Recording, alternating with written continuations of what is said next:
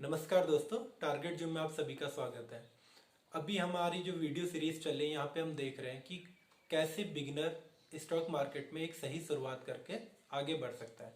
तो इस नज़रिए में अगर मेरा मानना है तो उसको हमेशा यहाँ से शुरुआत करनी चाहिए कि जब वो स्टॉक मार्केट में एंट्री करे, जैसे ही आता है तो उसको सिर्फ और सिर्फ जो भी उसके पास अमाउंट है, क्योंकि अगर वो स्टॉक मार्केट में आ रहा है तो ये तो जायज़ सी बात है कि वो कुछ ना कुछ अपना मनी लेकर के आएगा, क्योंकि बिना पैसों के यहाँ पे आपको इंट्राडे पोजीशन भी नहीं मिलेगी, ना ही कोई आप फ्यूचर में ट्रेड कर सकते हो।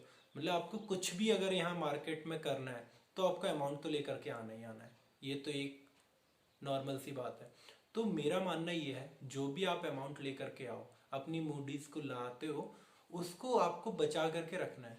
उसको आपको आते ही इंट्राडे में ख़त्म नहीं कर देना है। आपको फ्यूचर का पोजीशन बना करके या एफएनओ में ट्रेड करके वो नहीं करना है। आपको जो भी आप अमाउंट लेकर के आएंगे उसको आपको इक्विटी में इन्वेस्ट करना है। इन्वेस्ट का मतलब यही है कि आपको अपने स्टॉक की होल्डिंग्स लेनी है। आपने जो भी आपका अमाउंट है उसको आप डालिए, अपनी उससे होल्डिंग्स लीजिए। जो भी आपको शेयर्स पसंद हैं, जिनके बारे में, जिन कंपनियों के बारे में आप जानते हैं, समझते हैं, आज तक आप देखते हुए आए हैं बचपन से लेके, सिर्फ उन्हीं स्टॉक का आप बाई कीजिए और उनको देखिए, उनको डेली ट्रैक कीजिए कि कैसे यहाँ पे कितना कौन सा स्टॉक कितना ज़्यादा वोलेटाइल है, कम है, ज़्यादा है, कैसे अप जा रहा है, कब डाउन जा रहा है, क्या कारण है उसके पीछे, टेक्निकल में क्या आ रहा है, कहीं फंडामेंटल कोई न्यूज़ है, कोई क्वार्टरली रिजल्ट है, तो आप उन सबको ट्रैक करेंगे तो आपको धीरे धीरे करके सारी चीज़ का अनुभव होता रहेगा, आपको सारी चीज़ें समझ में आती रहेंगी।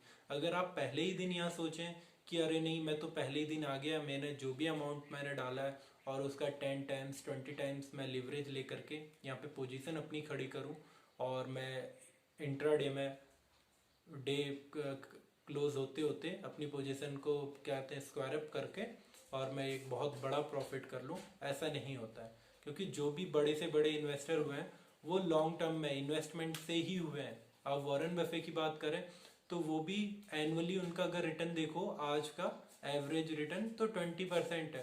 अब मान लीजिए 20%, जो गुरु माने जाते हैं वॉरेन बफे, और अगर उनके सामने हम अपनी बात करें या फिर एक बिगिनर की बात करें तो मेरा मानना है उसे हमेशा होल्डिंग्स लेनी चाहिए। और अगर उसकी होल्डिंग्स एनुअली 5% से ऊपर निकल रही हैं तो ये को बहुत बहुत अच्छा एक सक्सेसफुल ट्रेडर होते होते एक इन्वेस्टर की तरफ कदम बढ़ाने के लिए अग्रसर हो रहा है। मेरा मानना यही है कि अगर वो ट्रेडिंग करना चाहता है, ठीक है, ट्रेडर बनना चाहता है, लगता है कि मेरे पास इतना समय है, क्योंकि ट्रेडर क्या है, एक फुल टाइम जॉब है। अगर आप ट्रेडिंग करना चाहते हो, ट्रेडर बनना चाहते हो, तो आपको पूरा समय देना पड़ेगा। उस समय देने के लिए भी आपको उससे पहले तो सीखना ही पड़ेगा। ऐसा नहीं हो सकता कि आप कहें नहीं, मेरे पास पूरा समय है, मैं सुबह से शाम तक फ्री हूँ, मैं तो पूरा दिन अपनी मार्केट को दे सकता हूँ, मैं तो ट्रेडर बनूंगा।